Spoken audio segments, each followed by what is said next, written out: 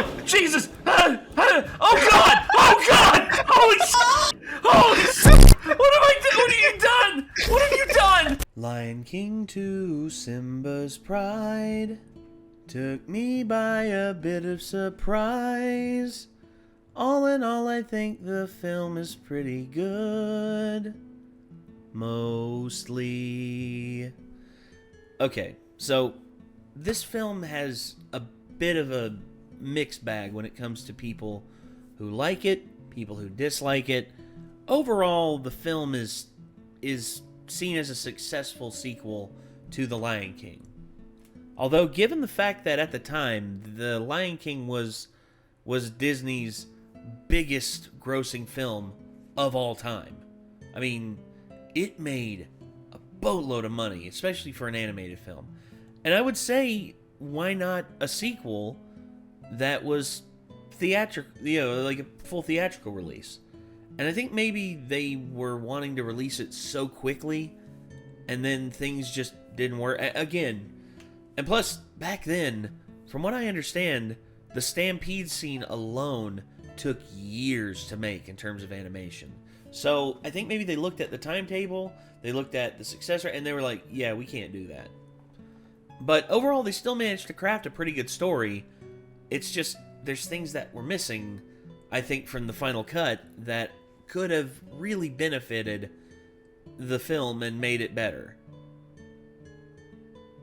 And that's not to say this is a bad film. It's still an okay film. If I give The Lion King a 9 out of 10, maybe an 8.5, 9 out of 10, I give this film like a 7. Maybe 6.5, 7 out of 10. And the reason for that is because of just the fumbling of certain things in terms of the narrative, the animation, which is not anywhere near up to the par of the original. Still pretty good animation, but yeah, I don't know.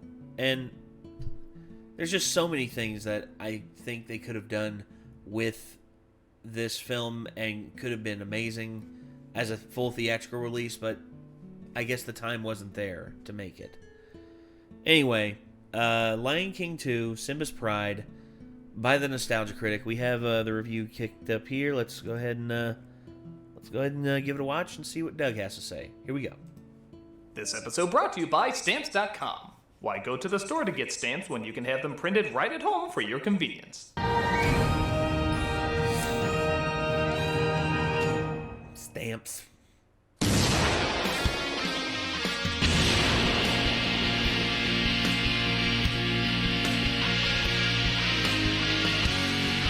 Hello.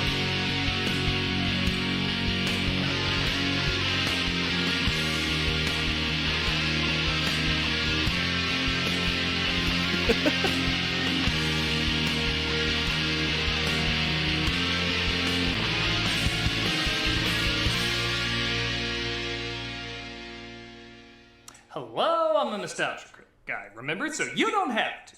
When it comes to Lion King spin-offs, one rule is clear. You don't fuck with the money. From shows to remakes to both. Lion King has become one of Disney's biggest golden calves, to a point where I'm waiting for them to introduce a calf named Goldie and make her a Disney princess. While some were entertaining and others scalped feelings you didn't know could be scalped, this film was somewhere in between. Leaning towards the good end.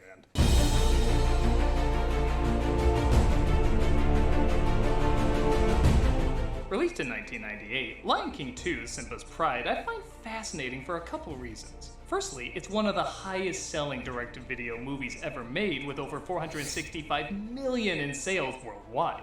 Second, despite it being a direct-to-video movie from Disney, an early one at that, people widely enjoy this film despite these sequels usually getting a bad reputation. It did seem like the direct-to-video movie that had the most effort put into it at the time, with the previous sequels being Aladdin, Beauty and the Beast, and Pocahontas. But this was around the time where a lot of people, when they saw that a direct-to-video DVD was coming out, a lot of people weren't excited. But I think this one kind of broke the mold on that. Years later, people still seem to have a soft spot for the follow-up to one of the biggest animated movies of all time, and that's no small feat. So, what did Lion King 2 do that so many other Disney sequels couldn't get right in the past and totally not the present? Man, so many Godfather 2s. Well, let's head back to Darkened Eyes and Dub Singers to find out. This is Lion King 2, Simba's Pride.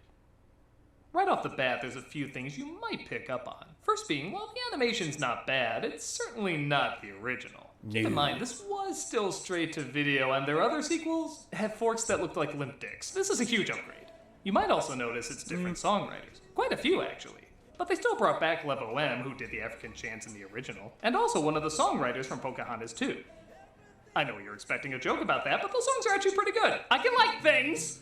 Yeah, the songs in this were okay. Don't get me wrong. They weren't like Elton John and Tim Rice, but I mean, come on, dude. Hold on. Let me see who else, because I know it wasn't just them. Hold on. Let's see. Lion King, 94. Let's see.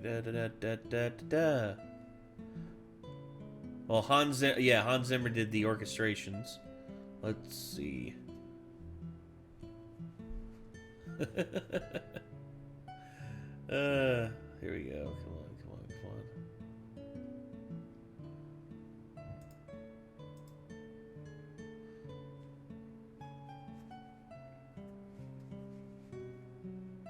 Yeah, there it is. So, Elton John, Tim Rice, and Hans Zimmer. So, songs were written for the film by Elton John and Tim Rice, which were really good.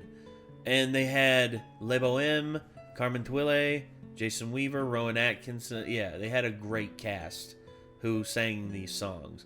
And also, the Jeremy Irons did some of the singing for Scar, but they couldn't bring him back to do overdubs when they found that some of it wasn't the best. And instead they brought in Jim Cummings. And the fact that Jim Cummings covered Jeremy Irons' voice so well that nobody could tell the difference, that's unbelievable, man. It just goes to show you the amount of like talent that Jim Cummings has as a voice actor. I'm still in awe of just how talented Jim Cummings is. Anyway, sorry. Yeah, so There's no mountain too great. Honestly, this intro is kind of refreshing, as while it does mimic Circle of Life's opening number, it still has a different feel. There's no roaring yell or sun piercing through the sky. It's a little laid back. In fact, this song was also used in the Broadway version. A clever way to sort of tie these two together. He lives in you. Get up in my bed. Even as a ghost, I show up to my grandkid's shit. On Simba's day, my father just sent a whiskey-stained 5 and a blank birthday card. It wasn't even a Lion King card! damn. Bumba, look at that little guy. It is a girl. Girl! Vaginas suck! Their daughter's name is Kiara, voiced by Michelle Horn, and the rest of the voice actors are mostly the original cast, with the exception of Zazu, now voiced by Edward Hibbert, who's always called in to replace Disney birds. And Also, he does a pretty good Rowan Atkinson.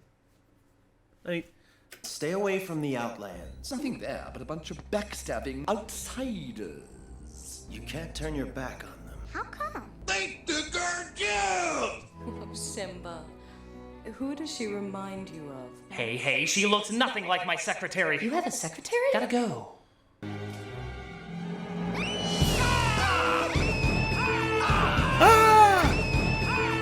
When you realize this is this film's equivalent of the Stampede scene. Timon and Pumbaa are put in charge of babysitting her, which is like having Ted Nugent babysit bullets. Something's gonna happen. What? Oh, come on. They're not... Well, okay. Yep. Okay, yeah. Kiara slips away and heads towards the Outlands, which is the Shadowlands but with pussy. Who are you, Pridelander? She bumps into another lion cub named Kofu. My father says to never turn your back on an outsider. You always do what Daddy says. I don't know. I have to ask Daddy. An outsider doesn't need anybody. I take care of myself. Three horns never play with sequel bait. They're attacked by Crockett Gators, and they save each other, narrowly escaping. You're really brave. You are pretty brave, too. My name's Kovu. I'm Kiara. My mother taught me this look that confused generations of boys. Is it working? Oh, shit. God dang it. You know what? Okay. The whole thing with that, I never, like... the whole thing with bedroom eyes is the fact that some people looked at that and said, "Oh my gosh, I'm feeling things." Me, I saw it. I'm just like, oh, so she's into him. I never really Again, I don't understand the connotations with why does everyone have to make everything so sexual? I don't get it. Oh! Looks like Kofu is the son of Zira, played by Suzanne Plachette. Oh, this'll be the greatest sequel ever made if it ends like this. As it looks like the Outlands and the Pride Land are feuding packs. We have barely begun. As you can guess, Zira is supposed to be this movie's version of Scar. Which is humorous, seeing how she's female, yet Scar is far more feminine. He was hand-chosen by Scar to follow in his paw prints and become king. Missed that from the original? Yeah. They'll fix it up in the special edition. The trouble I've seen. Hi. Sing something with a little bounce in it. You got it! If you Wow. need your pound of flesh, here.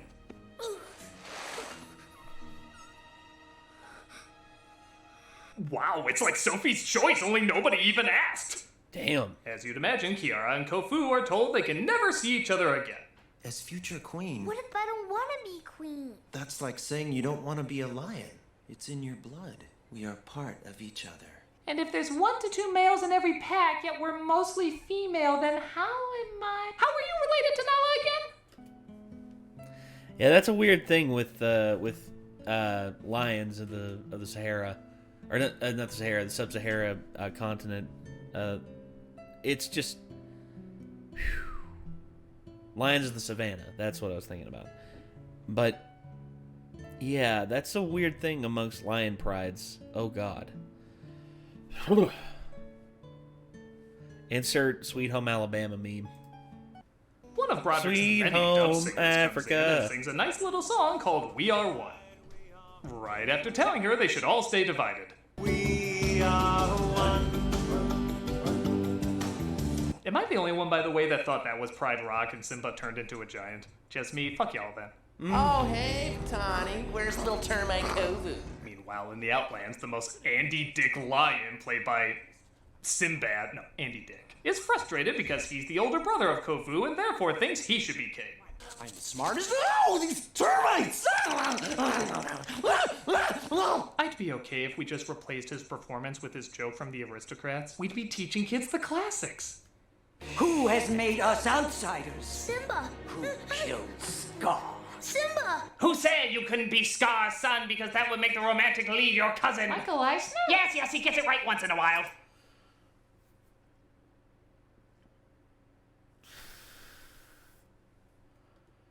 Yeah,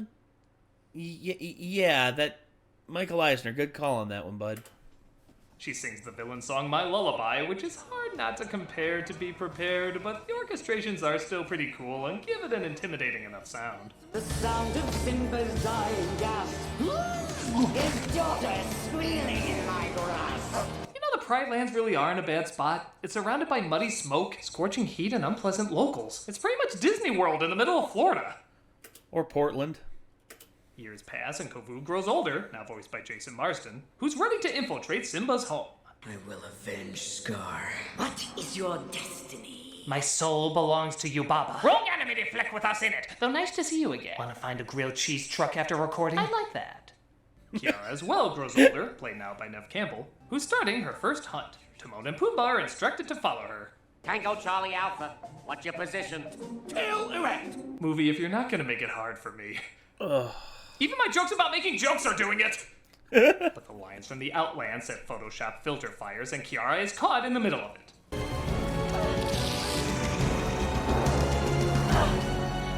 Wow, that was super easy. Why does that trip up the boys so much? She passes out, though, and Kofu takes the opportunity to save her. Good thing they knew exactly where she was gonna pass out and the direction the flames were going. You saved her? Why? I humbly ask to join your pride. No! Kofu explains how he saved Kiara and that he left Zira, with none of them being aware that he's still in cahoots with her. You owe him your daughter's life. Clearly, we are in his debt, and royal protocol demands that all debts be paid. Okay, fine, we'll try killing his daughter, he'll rescue her, then we'll be even. They allow Kofu to enter the Pride Lands, but it's made clear he's not one of them. You wouldn't last 3 days on your own. Oh, and I suppose you could teach me? Damn it, why wasn't this a Disney remake so I could start off perfect and boring with no improvements needed? And once he has Simba alone... He'll do his gardening. Yeah, trim his hedges. You know. Yeah, snip, snip. As you do.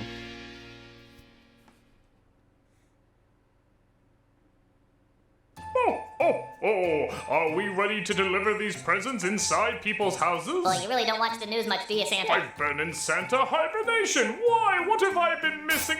Wow!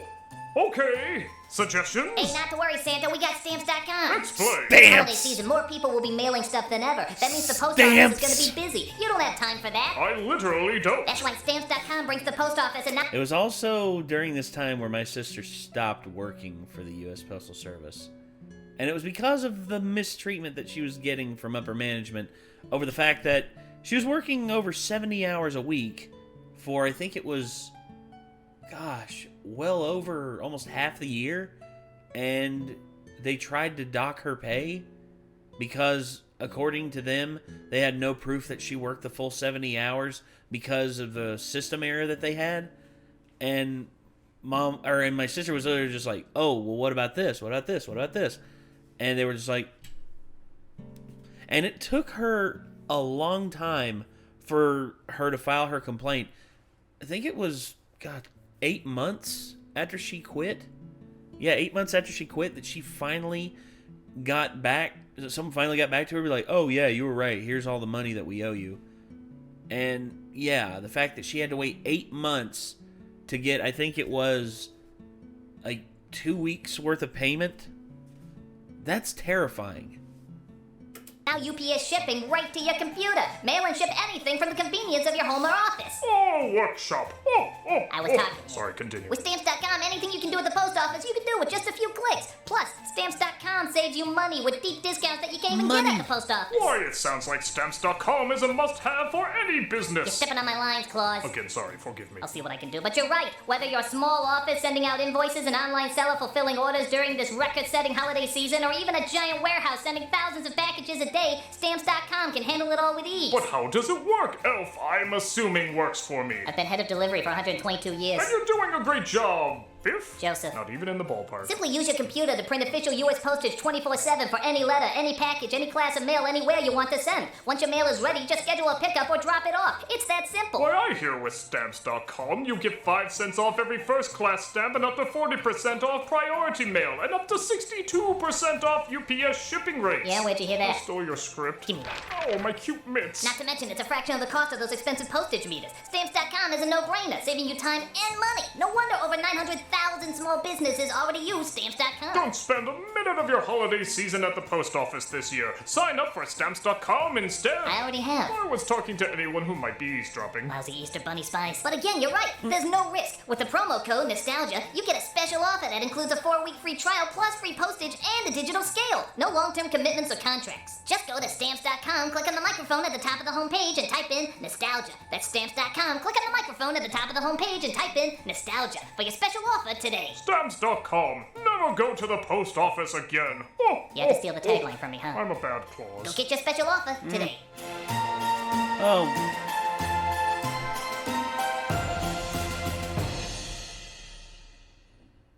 Like our videos? Subscribe to be notified about them. Want to actually be notified about them? Click on that bell as well. Also, don't forget to check us out on Twitch. Playing some games, telling some jokes, and overall having a good time. Hope to see you there.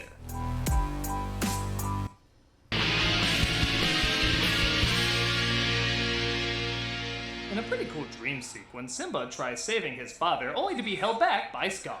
Scar. Less cool, Scar! I had a dream I almost acted. Thank God I'm still Matthew Broderick. Who shows Kira how to be a better hunter, and all of this is surprisingly very believable. It makes sense that he would be better, as that's all he's been taught ever since he was a kid. He didn't even know what playing was because he's only been shown how to be a killer. What's the matter? Don't you know how to play? Oh.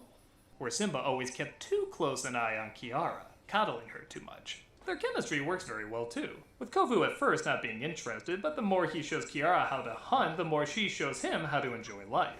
As you probably put together, this is a retelling of Romeo and Juliet, which makes sense as the first film was clearly Hamlet. This has been played for laughs and other variations, but both performers take their roles seriously enough for this to work. My father said there was a darkness in Scar that he couldn't escape. Maybe there's a darkness in me, too. It doesn't seem like just another paycheck for them. They sound like they want to turn in something legitimately emotional and authentic. Yeah. Judge me now for who I am. Or am I to be blamed for a crime I didn't commit? Our place is with our pride. If we run away, they'll be divided forever. I surprisingly get into these new characters more than I do the old characters. Well, I can't really say... I think that's kind of the point. I mean, you know, the emphasis... Even though Simba was the main character of the first film, and he's in this one a lot, I still see him as a supporting character to Kiara and Kovu. That's how I see it. I mean, both Neve Campbell and James Marsden kill it here. They do really good work. They are bad, but can't really say are good either. Maybe he could help. Right, let the vicious outsider. Hey, wait, what if he helps? You know, kids, you can just check to skip my lines from the first film. I'll judge, but quietly.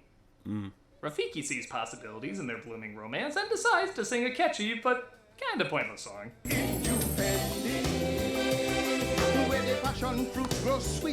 I don't know, I just get less high romance out of this and more cereal commercial. Yeah, I could see that. It's very by the numbers. It's not trying to really hit something with like, can you feel the love tonight? This is more playful. And I think maybe that's what they're going for, but again, rest in peace, Robert Guillaume, because he murdered this role as Rafiki. His screams, his delivery, just amazing. I love it so much. I just love that scream that he does in the beginning of the fight scene when he enters the fight scene in the first one. He's like,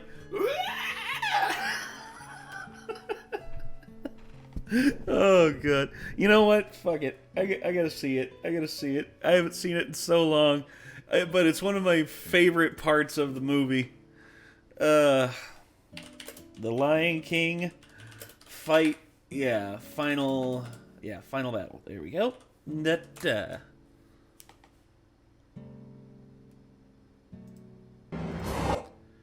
Okay. Where you at? There you are.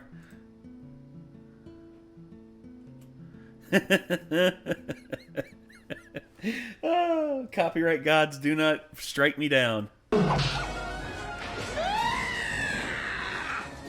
Such a good war scream. I love it.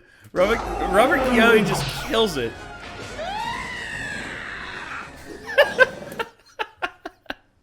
And then, of course, the quintessential ass kicking. Nope. Yep.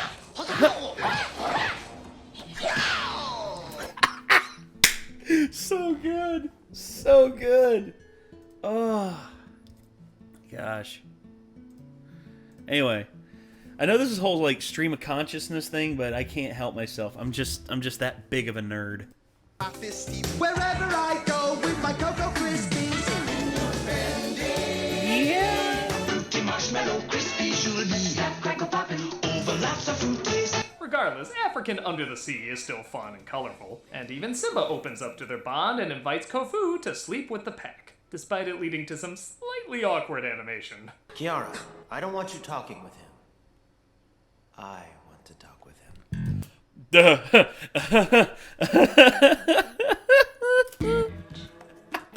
Oops. No lion sleeps tonight. Oh yeah. Jesus Christ. Simba tells Kofu about the terrible things Scar did, and he starts to change his point of view. However, the lions from the Outlands have not. Well done, Kovu. Just like we always planned. You! No! I didn't have anything to do with this! Well, just replace any with every and you'll be closer to how things went down. The lions attack, but Kofu saves Simba, accidentally sacrificing his brother in the process.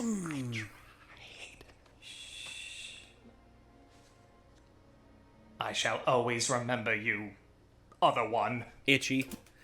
I just call him Itchy. You!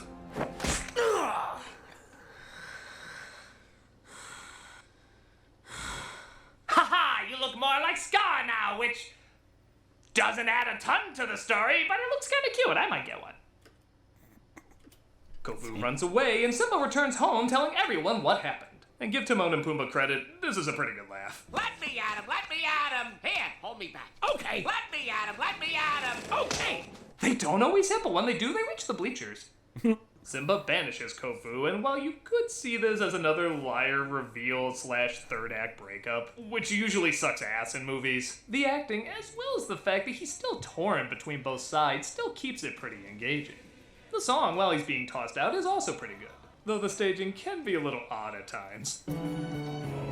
Deception, disgrace.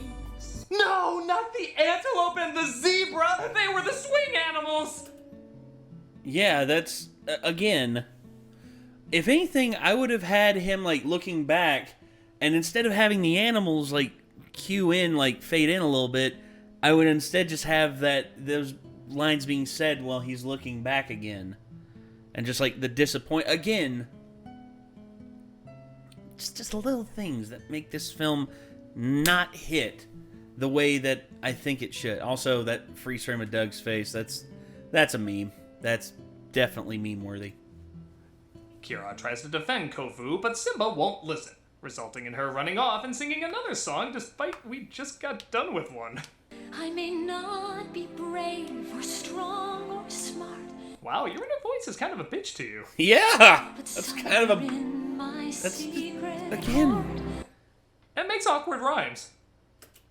Oh, God. Again, the music for this film, I would say it hits about 1/3 of the time on the money.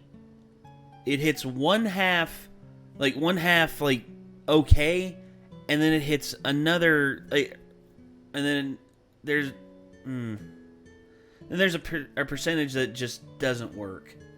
See, 1/3 plus 1/2, that would leave us with, let's see. Come on, Nate, do the fractions in your head.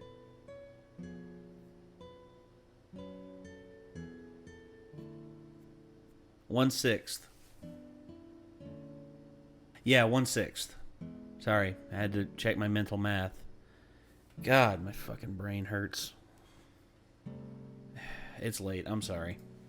Love is never wrong, and so it never dies. And so does he, for that matter. You two really were meant for each other. Hey, look. We are one. Duh. Kind of creepy. Think we just saw our Hunchback 2 beauty is on the inside moment. Even Kiara looked shocked that line was in this. What? That was some Mulan 2 shit right there. This is Simba's pride, goddammit! Attack! The lions from the Outlands decide to attack while Simba is injured. Well, there's no other way to say it. Cat fight? A meow and a problem, if you will. Where's your pretty daughter, Nala? Vitani. This is our first time meeting in this, but die! Kofu and Kiara return and stop the fighting, convincing them that enough is enough. Them? Us. Look at them. They are us. They all decide to stand down, but Zero refuses to concede. Simba, the river! Also, we build dams? Lions do that? No, it's just a natural thing that happens. There was actually a really bad one that happened a few years ago, and it resulted in a flood that actually killed quite a few villagers who'd set up shop in bottom of a ravine. Nature's scary, man. Nature's kind of fucked sometimes. Sarah, give me your paw. Alright, I've always wanted to say this. Long live the Queen. Zira is literally washed up, and Simba unbanishes the lions from the Outlands. Also, here's another thing too. The original cut, Zira basically looked up at Zira looked up at her and said never, and then she let go. She would rather off herself than be saved. That's one thing that I really think, again, I know it's for kids, but you have to have some, in terms of compatibility in terms of story, would benefit so much. Anyway. There you go. Remain perfectly still. Only I may roar. Well done, my son. Have some leaf thoughts I'm throwing your way. And that was Lion King 2, Simba's Pride. And for what it is, it ain't half bad. Yeah, like I said, As video pretty damn films good. went at the time, it was rare you saw animation or music of this quality. In some other countries, I guess it was even shown on the big screen.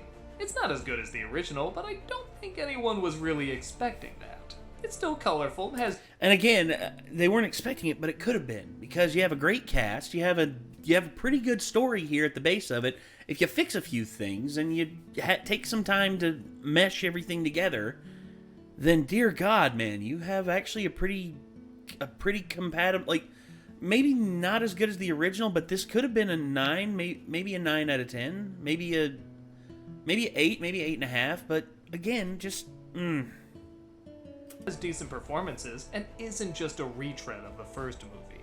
Is it a little formulaic? Sure, but for the budget and time restraints most direct-to-video movies had, I'd say they did a pretty damn good job.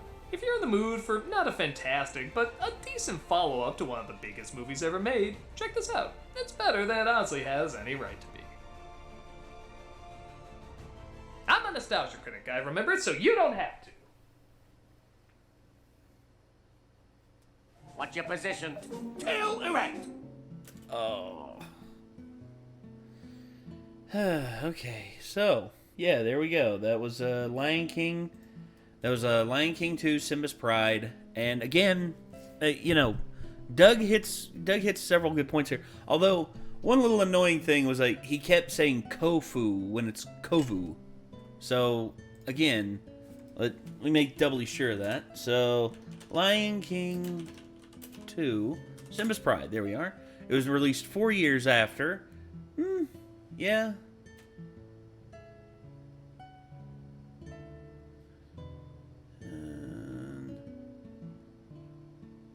Yeah, it's Kovu, not Kofu. It's Kovu. Because, again, let's see if I can find the... Her, which is like having 10 ends. Which is the Shadowlands but with pussy. Who are you, Pridelander? She bumps into another lion cub named Kofu. Yeah, he says Kofu. He literally says Kofu. It's Kovu. He probably heard it and mispronounced it and just wrote the script with that pronunciation. And again, everyone makes mistakes. I'm no different. I make plenty of mistakes. Yeah, there's things that Doug pointed out that, are 100% on the nose. But again, I think there was something here. There really was something here that was... for anything, if they were to remake this, because The Lion King, the original, where it got its remake, basically, here we are, 2019 Lion King remake. So, follow-up film is in development with Barry Jenkins. Ah, okay. So Barry Jenkins is going to be directing the next one, which is awesome.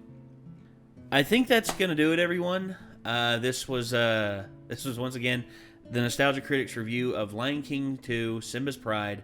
And until next time, everyone, signing off, I'm Nate. I'll see you then. Peace.